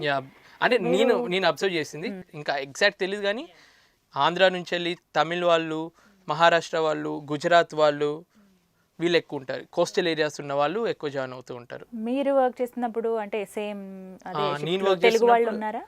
ఎప్పుడో అదృష్టం కొద్దీ తెలుగు వాళ్ళు ఉంటారు. తెలుగు వాళ్ళు ఉంటే మాత్రం నాకు పండుగే. అంటే షిప్లో ఎప్పుడు హిందీలో, ఇండియన్స్ ఉంటే హిందీలో, వేరే వాళ్ళు ఉంటే ఇంగ్లీష్లో, తెలుగు వాళ్ళు ఉంటే తెలుగులో మాట్లాడతాను నేను. ఆ ఫీలింగ్ అంటే వర్క్ కాకుండా పర్సనల్గా ఉన్నప్పుడు వాళ్ళతో సినిమాలు చూడడము, తెలుగులో మాట్లాడము, మన అన్న ఫీలింగ్ ఉంటుంది. మరి షిప్లో ఉన్నప్పుడు పండగలు సెలబ్రేట్ చేసుకుంటారా అండి, స్పెషల్ డేస్ ఇలా? ఇప్పుడు నేను ఫారిన్ కంపెనీలో వర్క్ చేస్తున్నాను కాబట్టి వాళ్ళ కల్చర్కి తగ్గట్టు క్రిస్మస్ మంచిగా చేస్తారు, న్యూ ఇయర్ మంచిగా చేస్తారు. ఇండియన్ కంపెనీలో ఉన్నప్పుడు దీపావళి, దసరా ఇవి బాగా సెలబ్రేట్ చేసేది. సో ఏ కంపెనీకి తగ్గట్టు ఆ కంపెనీ, మాకు weekend Saturday evening party type చిన్నగా చేసుకుంటాం అనమాట. ఒక వారం మొత్తం కష్టపడ్డాం కాబట్టి ఒక సాటర్డే అట్లా ఈవినింగ్ అందరం కూర్చొని మూవీ చూడడము, పాటలు పాడుకోవడము, అలా చేస్తూ ఉంటాము. ఎలా ఉంటుందా? అది డిపెండ్ ఆన్ ది కంపెనీ. కొన్ని కంపెనీలో 0 ఆల్కహాల్ పాలసీ అంటారు, అంటే అస్సలు ఎలా వచ్చారు. కొన్ని కంపెనీలో ఇంత లిమిటెడ్గా ఒక బీర్ క్యాన్ పర్ డే అట్లా తాగొచ్చు అన్నట్టు ఉంటుంది. సో డిపెండ్స్ ఆన్ కంపెనీ, కానీ ఏదైనా కానీ లిమిట్లో ఉంటుంది. మాకు ఒక ఆల్కహాల్ టెస్టింగ్ మిషన్ కూడా ఉంటుంది. వర్క్ చేసే ముందు తాగొద్దు, ఒకవేళ నా డ్యూటీ అయిపోయింది 6 గంటలకి తాగి పొద్దున 7-12 అది ఉండదు కాబట్టి దాని ప్రభావం అట్లా పార్టీ ఎంజాయ్ చేయొచ్చు. ఓకే, సో లిమిటేషన్స్ ఉన్నాయి ఖచ్చితంగా, రూల్స్ అనేవి. రూల్స్ ఎక్కువ ఉంటాయి, ఇంకెక్కువ ఉంటాయి షిప్లో. అవునా? ఎవరికి లేనన్ని రూల్స్ మాకే ఉంటాయి. ఒక కంట్రీకి వెళ్ళాము అంటే ఒక ప్లాస్టిక్ బయట వేయకూడదు, పేపర్ బయట వేయకూడదు. ఇక్కడ రూల్స్, ఇక్కడ ల్యాండ్ మీద ఎన్ని అయినా చేయొచ్చు. చెత్త తీసుకెళ్ళి ఎదురింట్లో వేసినా ఏం ప్రాబ్లం ఉండదు.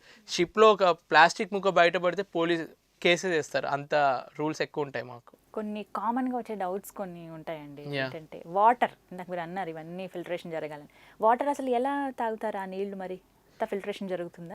ఇప్పుడు మనం ఒక వాటర్ని, సీ వాటర్ తీసుకున్నాము, దాన్ని స్టవ్ మీద పెట్టి ఆవిరి చేస్తే ఆవిరైందంతా ఫ్రెష్ వాటర్ మీద ఇట్లా డ్రాప్ లాగా ఉంటుంది చూడు, ఆ ఫ్రెష్ వాటర్ని మనం తీసుకొని తాగొచ్చు. ఎందుకంటే ఉప్పు కింద ఉండిపోయింది, మీద అది వచ్చింది. అదే ప్రిన్సిపల్ని యూజ్ చేస్తాం. ఒక పెద్ద మిషన్లో ఆ సీ వాటర్ని తీసుకెళ్తాం, దాన్ని వేడి చేస్తాము.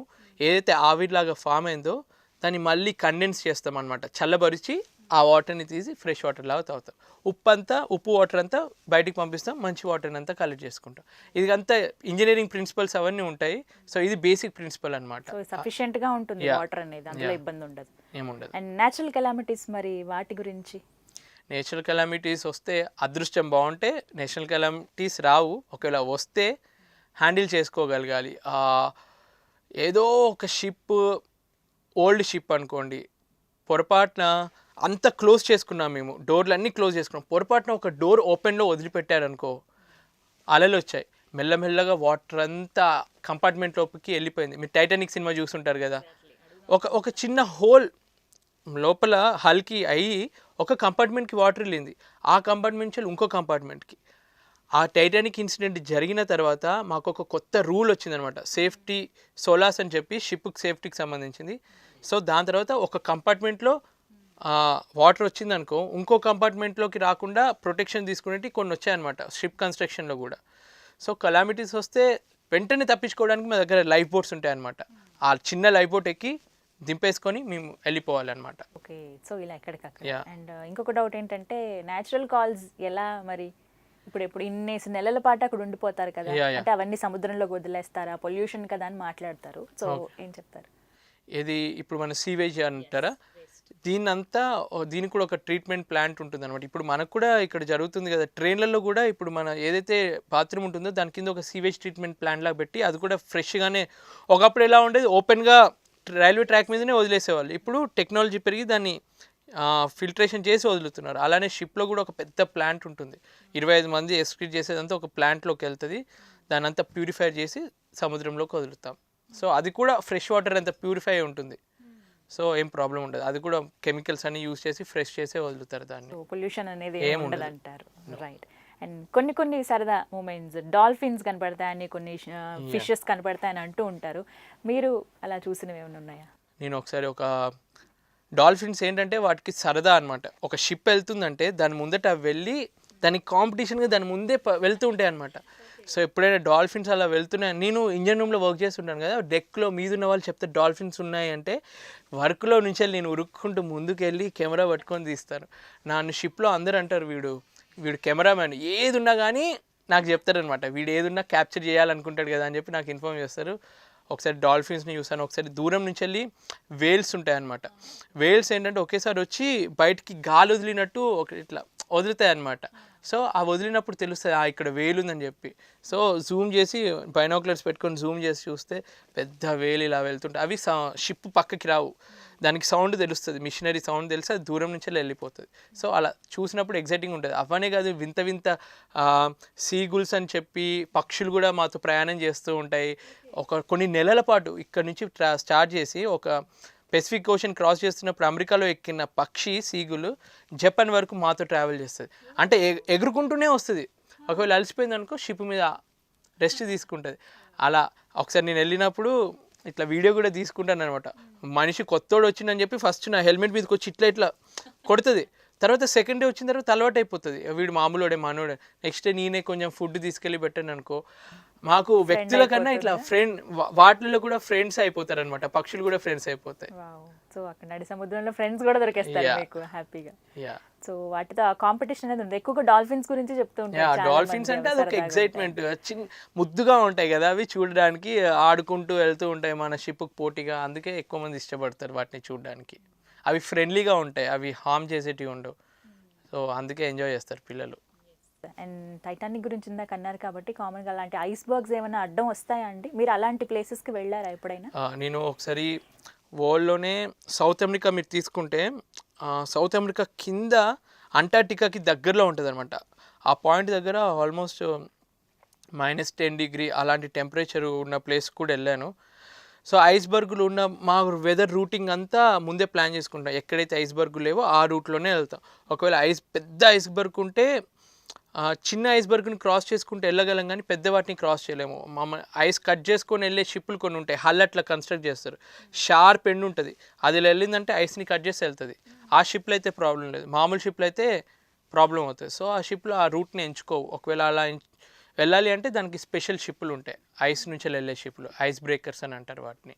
సో ముందుగానే మీకు ఉంటుంది, ఆ రూట్లోనే వెళ్ళాలి అని ఉంటుంది. ఇప్పుడు మనకు ఒక ట్రాఫిక్ రూట్ ఎలా ఉంటుందో, షిప్ కూడా ఒక జనరల్ రూట్ ముందే ప్రిపేర్ చేసుకుంటాం మేము, ఈ రూట్లో వెళ్ళాలి అని చెప్పి. ఎక్కడైతే ఏ ఆపద లేకుండా ఉన్న రూట్ని ఎంచుకొని వెళ్తాం మేము. సో ఆ జాగ్రత్త అనేది ఖచ్చితంగా ఉంటుంది. ఇప్పుడు టెక్నాలజీ పెరిగింది, శాటిలైట్స్ ద్వారా తెలుస్తుంది ఎక్కడ ఐస్బర్గ్ ఉంది, ఎక్కడ లోతు ఎంత ఉంది, అన్నీ తెలుస్తాయి. ఎప్పుడైనా ప్యాసింజర్ షిప్స్ వెళ్తున్నప్పుడు అవేమన్నా ప్రాబ్లం వచ్చి ఆగిపోయినవి, మీరు సేవ్ చేసిన సందర్భాలు ఇలా ఏమన్నా ఉన్నాయా? మొన్న ఫస్ట్ టైం నా లైఫ్లో 12 years of my shipping career, ఒకరోజు మా రూట్లో మేము వెళ్తున్నాం. మా కమర్షియల్ షిప్స్ ఒక పోర్ట్ నుంచి ఇంకో పోర్ట్కి ఈ టైంకి రీచ్ అవ్వాలి, ఈ మినిట్లో రీచ్ అవ్వాలని రూల్ ఉంటుంది. కొంచెం లేట్ అయినా పెనాల్టీస్ హెవీగా ఉంటాయి. సో ఒక డిస్ట్రెస్ కాల్ వచ్చింది మాకు ఒక ఎంసీసీ అని ఉంటుంది, మెరైన్ ఏంటంటే ఇలా ఆపదలో ఉన్న షిప్స్ వాళ్ళకి కాంటాక్ట్ చేస్తే ఆ సెంటర్ వాళ్ళు దగ్గరలో ఉన్న పెద్ద షిప్కి ఇన్ఫర్మేషన్ ఇస్తారు.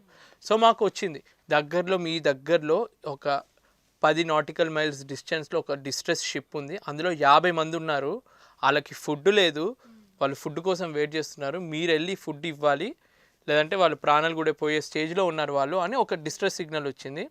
మేము వాళ్ళని వెతుక్కుంటూ ఆ ఏరియా మొత్తం తిరిగి. ఏ ప్లేస్ అండి అది? ఎగ్జాక్ట్ మెడిటేరియన్ సీలో. మనం ఎగ్జాక్ట్ డీటెయిల్స్ కూడా చెప్పలేము, ఎందుకంటే అవి సెక్యూరిటీ రీజన్స్ తోటి వాళ్ళు అలౌ చేయరు. వాళ్ళు ఇల్లీగల్గా వెళ్ళి కొన్ని షిప్స్ ఉంటాయి అన్నమాట, వాళ్ళ పేర్లు మనం బయట పెట్టలేము. అలా వాళ్ళు ఒక దేశం నుంచి ఇంకో దేశానికి ఎవరికి తెలియకుండా క్రాస్ చేస్తున్నారు. సో వాళ్ళు అట్లా డిస్ట్రెస్ కాల్, ఎటువంటి షిప్ అయినా కానీ హెల్ప్ చేయాలి, మాకు రూల్ అనమాట. నువ్వు కమర్షియల్ వేలో వెళ్తున్నావు కానీ డిస్ట్రెస్ కాల్ వచ్చింది, వాళ్ళని అటెండ్ చేయి, నీ షిప్కి వచ్చిన లాస్ ఇన్సూరెన్స్లో కవర్ అయిపోద్ది. సో అక్కడికి వెళ్ళాము, వాళ్ళని ఆ ఫుడ్ అంతా మేము ప్యాక్ చేసి ఉంచామన్నమాట. మొత్తం ఒక 8 గంటల సర్చ్ ఆపరేషన్ అనమాట. ఆ లొకేషన్లో ఉంది షిప్ అంటే వెంటనే దొరకదు ఆ షిప్. ఒక పాయింట్ వాళ్ళు చెప్తారు, ఆ చెప్పిన పాయింట్కి 5 గంటలు ఆ షిప్ ఎట్టెట్టెల్లో వెళ్ళిపోయి ఉంటుంది. మళ్ళీ మేమంతా వెతుక్కొని చీకటి అవ్వక ముందు వెతకాలి, మళ్ళీ చీకటి అయితే కనిపించడం కష్టం, వాళ్ళ దగ్గర లైట్లు ఉండవు, ఏముండవు, అవి మామూలు షిప్స్ కదా. వాళ్ళని దొరికించుకొని వాళ్ళకి ఫుడ్ ఇస్తే, వాళ్ళు ఫుడ్ వాళ్ళు ఎన్ని రోజుల నుంచి ఫుడ్ తిన్నారో తినలేదో తెలియదు, కానీ ఒక్కసారి మనం ఇట్లా వాళ్ళకు ఒక చిన్న బాటిల్ ఏదైనా ఇచ్చిన, మా దగ్గర అప్పుడు ఒక వారం రోజుల పోర్ట్కి రీచ్ అవుతాం అనమాట. ఫుడ్ ఎంతైతే మాకు 3 రోజులకు సరిపడా ఫుడ్ ఉంచుకొని మిగిలిందంతా వాళ్ళకి ఇచ్చాము, ఎందుకంటే మాకు తెలుసు మేము నెక్స్ట్ పోర్ట్కి వెళ్తే ఎట్లయినా తినగలం, మేము అడ్జస్ట్ అవుతాం, కానీ వాళ్ళకి ఇస్తే వాళ్ళ ప్రాణాలు కాపాడవచ్చు అన్న ఉద్దేశంతో అలా ఇచ్చాము. ఆ తర్వాత వాళ్ళు మాకు ఒక సర్టిఫికేట్ ఇస్తారనమాట, ఇండివిజువల్గా ఇవ్వరు, షిప్ నేమ్ తోటి, captain you did a good job, me crew అంతా కష్టపడి ఇట్లా సేవ్ చేసిండ్రు అని అట్లా. దీనివల్ల మాకేం మనీ రాదు, కాకపోతే మనీ కన్నా ఎక్కువ వాళ్ళ కళ్ళల్లో ఏదైతే ఒక సాటిస్ఫాక్షన్ ఉంటుంది చూడండి, వాళ్ళని కాపాడాము మనము. ఇప్పుడు మాకేం గుర్తింపు రాదు, అబ్బా వాళ్ళని కాపాడాము, ఇట్లా ఫోటోలు తీసుకొని సోషల్ మీడియాలో పెట్టేటట్టు కూడా ఉండదు, ఎందుకంటే అవన్నీ సీక్రెట్గా జరిగేటివి, మనం మానవతా దృక్పథంతో చేయాల్సినవి. అవి హ్యాపీనెస్ ఇస్తుంది మనకి, ఎంత కమర్షియల్గా వెళ్ళినా కానీ ఇట్లా చిన్న నాకు అదృష్టం అనిపిస్తుంది. అందులో ఏంటంటే నాది రెస్క్యూ టీంలో నేను ఉంటానన్నమాట. ఇప్పుడు ఇలాంటి ఆపద జరిగింది, ఒక షిప్ వాళ్ళని రక్షించాలి అంటే ఒక రెస్క్యూ బోట్ వేసుకొని నా షిప్కి వెళ్ళాలన్నమాట, నాతో పాటు 4 ఉంటారు. అలాంటి టీంలో నేను ఒక ర్యాంక్ అనమాట, ఇంజనీర్ని, ఒక చీఫ్ ఆఫీసర్, 3 క్రూ ఉంటారు. సో అలాంటి అదృష్టం ఎప్పుడో కానీ రాదు, అదృష్టం నాకు రక్షించడానికి, పాపం వాళ్ళకి దురదృష్టమే అంటే అలాంటి సిచ్యువేషన్లో ఉన్నందుకు. బట్ ఇది ఎప్పుడో కానీ జరుగుద్ది, కానీ అట్లా రక్షిస్తే మాత్రం ఇన్ని రోజులు నేర్చుకున్న ట్రైనింగ్కి అబ్బా ప్రాక్టికల్గా ఇప్పుడు మనం రియల్గా వాళ్ళని హెల్ప్ చేసామన్న ఒక ఫీలింగ్ ఉంటుంది. సో ఆ ప్రౌడ్ మూమెంటే కదా అవన్నీ. యా ప్రౌడ్ మూమెంటే అది. మరి మెరైన్ ఇంజనీర్స్కి శాలరీ ఎంత ఉంటుందండి, ఎలా? మెరైన్ ఇంజనీర్స్ శాలరీ ఒక్కొక్కరికి ఒక్కొక్కలా ఉంటుంది. Government company, shipping corporation of ఇండియాలో అన్నిటికన్నా తక్కువ జీతాలు ఉంటాయి. ప్రైవేట్ కంపెనీస్లో ఎక్కువ ఉంటాయి జీతాలు.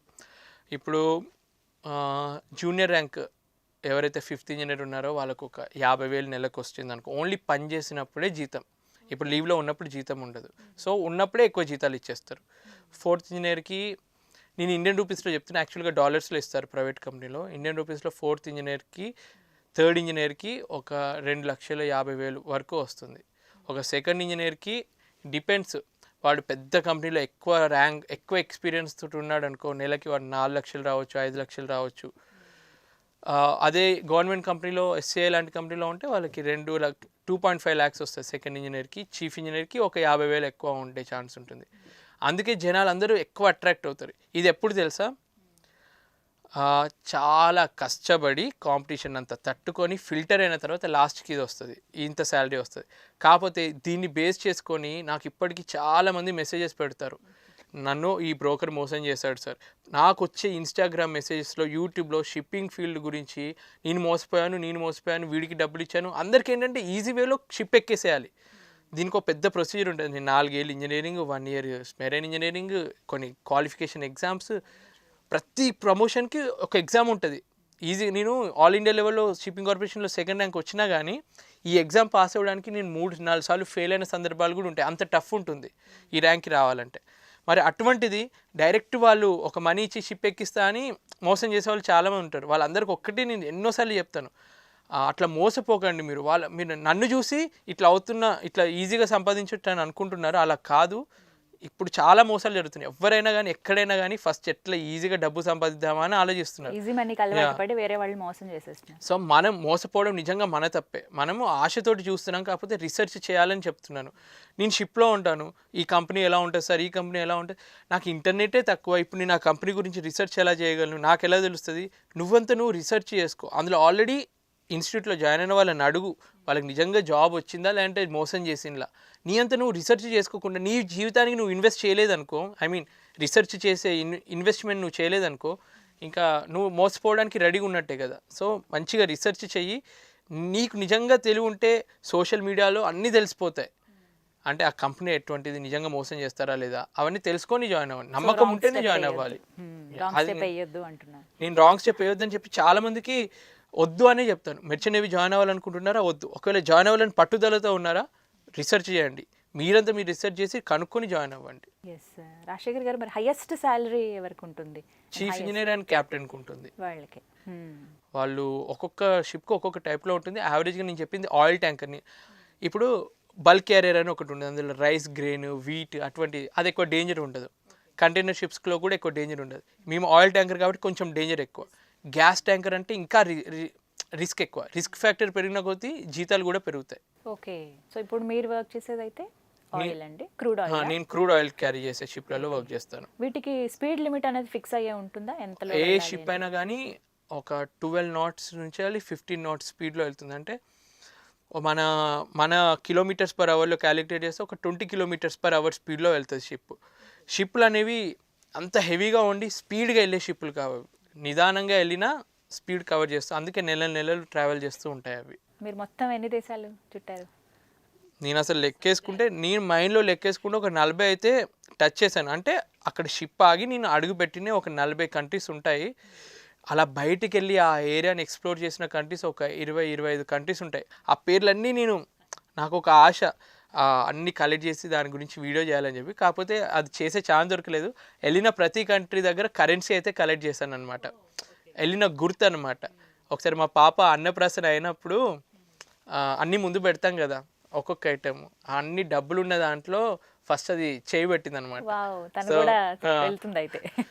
అది పట్టుకొని తర్వాత ఇంకో చేతోటి స్టెథోస్కోప్ పట్టుకుంది. సో తను చెప్పింది, నువ్వు బాగా సంపాదించున్నాను, నన్ను డాక్టర్ చెయ్యి అని చెప్పి. మీరు బాగా అర్థం చేసుకున్నారే. రైట్. సో మాటల్లో వచ్చింది కాబట్టి, ఫ్యామిలీ 6 months పాటు కంటిన్యూగా అక్కడ ఉండిపోతారు, ఫ్యామిలీని మిస్ అవ్వరా? నా వీడియోస్ చూడండి మీరు, ఇప్పటివరకు మెరైనర్స్ కొందరు తెలుగులో ఎవరంత ఎక్కువ చేయలేదు వీడియోస్, హిందీలో చేసేవాళ్ళు ఉన్నారు. పర్మిషన్ ఉంటుందా? నేను యాక్చువల్లీ అది అడుగుదాం అనుకున్నాను. ఏమన్నారా వీడియోస్ ఎలా చేసుకున్నప్పుడు? నేను వీడియోస్ చేసేది నా వర్క్ లైఫ్ని చూపించాను ఎక్కువ. అసలు వర్క్ లైఫ్ గురించి నా షిప్లో ఇప్పటివరకు నేను ఏ వర్క్ చేస్తున్నాను, నా ఇంజన్ ఇలా ఉంది, నా మిషనరీ ఇలా ఉందని ఏ వీడియోలో చూపెట్టలేదు. నా వర్క్ టైం అయిన తర్వాత ఏదైతే ఖాళీగా నా అకామిడేషన్లో ఉంటానో, బైక్ డెక్ మీద తిరుగుతున్నాను, సముద్రాన్ని చూస్తున్నాను, నా కళ్ళతో చూసింది అవి షూట్ చేసుకోవచ్చు, అలా షూట్ చేసుకోవచ్చు. అది నా పర్సనల్ లైఫ్. షిప్లో నేను ఖాళీ టైంలో ఉన్నా. కొందరు స్టాక్ మార్కెట్లో ఇన్వెస్ట్ చేయాలని అనుకుంటారు, వాళ్ళు ఇంటర్నెట్ యూస్ చేసి ఇన్వెస్ట్ చేసినట్టే నా టైంని నేను నా వీడియోస్ కోసం ఇన్వెస్ట్ చేస్తున్నాను. సో ప్రాబ్లం ఉండదు, నా ప్రాబ్లం ఏమి ఉండదు. ఫ్యామిలీకి వీడియో కాల్స్ చేయటం. యా, ఇంటర్నెట్ కాస్ట్ ఎక్కువ. ఇప్పుడు శాటిలైట్ తోటి నడుస్తుంది, ఒక 100 MB $20 కాస్ట్ అలా ఉంటుంది. సో మ్యాక్సిమం తక్కువ. నేను మ్యాక్సిమం పాప పుట్టిన తర్వాత పాపకి ప్రతిరోజు 1 మినిట్ అయినా కనిపించాలి అన్న ఉద్దేశంతో మాట్లాడడానికి ట్రై చేస్తాను. ఒకవేళ కుదరకపోతే వాయిస్ కాల్ మాట్లాడతాను. ఒకవేళ అది కుదరలేదు అంటే మెసేజెస్ అయితే అద్వితితో చేస్తూ ఉంటాను, ఇంట్లో వాళ్ళతో చేస్తాను. ఏదైనా పోర్ట్కి వెళ్ళినప్పుడు అయితే ఫస్ట్ నా గోల్ ఏముంటుంది అంటే అక్కడ ఏజెంట్ కానీ ఎవరైనా ఉంటే సిమ్ కార్డ్ ఇవ్వండి రా బాబు, మీ కంట్రీ సిమ్ కార్డ్ ఇవ్వండి అని చెప్పి అక్కడ సిమ్ కార్డ్ తీసుకొని వెంటనే వీళ్ళకి వీడియో కాల్ చేసే ముందు ఫస్ట్ నా ఏముంటుంది అంటే నేను ఇప్పటివరకు ఎడిట్ చేసిన వీడియోస్ అన్నీ వాళ్ళకి పంపడం ఫస్ట్ ఉంటుంది, తర్వాత వీడియో కాల్ చేస్తూ ఉంటాను. సో మిస్ అయితే అవుతారు, బట్ ఫోన్స్ ఇప్పుడు అంత టెక్నాలజీ పెరిగిపోయింది కాబట్టి ఆ ప్రాబ్లం అనేది ఉండదు. బట్ గుర్తొస్తూ ఉంటారు కదా ఆ టైం. చాలా అంటే నేను బయట ఎక్కువ ఎగ్జిబిట్ చేయను, కానీ ఇప్పుడు మా పాప పుట్టినప్పుడు నేను లేను, నా పాప ఫస్ట్ బర్త్డేకి లేను. ఇట్లా ఏంటంటే ఎప్పుడైతే డాడీకి హార్ట్ స్ట్రోక్ వచ్చినప్పుడు కానీ కొన్ని సిచ్యువేషన్స్ ఏంటంటే మనం పక్కనుంటే బాగుండు అనే సిచ్యువేషన్స్ ఎన్నో ఉంటాయి లైఫ్లో, అవన్నీ కొన్ని మిస్ అవుతూ ఉంటాము. అవి డిసడ్వాంటేజ్. మెయిన్ షిప్పింగ్ ఫీల్డ్లో జీతాలు ఎక్కువ ఉండడానికి రీజన్ నేను ఇదే అనుకుంటాను. ఎందుకంటే మనిషికి కావాల్సిన సోషల్ లైఫ్ మిస్ అవుతున్నాం కాబట్టి ఇది మాకు ఇస్తున్నారని మేము అనుకుంటాం అంతే. సో ఖచ్చితంగా ఆ మిస్సింగ్ అనేది ఉంటుంది తప్పకుండా. ఆ మిస్సింగ్ నాకు ఒక్కడిగానే కాదు, నేను ఎలాంటి పొజిషన్లో ఉంటానంటే నేను ఒకవేళ బాధలో ఉన్నాను, మా పాప బర్త్డే మిస్ అయ్యాను, అదొక చిన్న లోటు నాకు.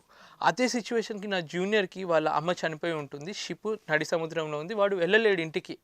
కోవిడ్ స్టేజ్లో నిజంగా నాకు ఎదురైన ఒక సమస్య. అతనితో వర్క్ చేయించుకోవాలి, ఎందుకంటే షిప్ నడవాలంటే నేను వాళ్ళతో వర్క్ కూడా చేయించుకోవాలి. ఆ రోజు పొద్దునే వాడికి తెలిసింది వాళ్ళ మదర్కి కోవిడ్ వచ్చి సడన్గా సీరియస్ అయ్యి చనిపోయారని చెప్పి. ఎంత వాడు ఎమోషనల్గా ఫీల్ అవుతున్నాడు. అంటాడు, నేను రూమ్లో ఉంటే నేను రూమ్లో ఉన్నాను అనుకో సైకలాజికల్ డిస్టర్బ్ అయిపోతాను సార్, నేను మీతోటే వర్క్ చేస్తాను అని అంటాడు.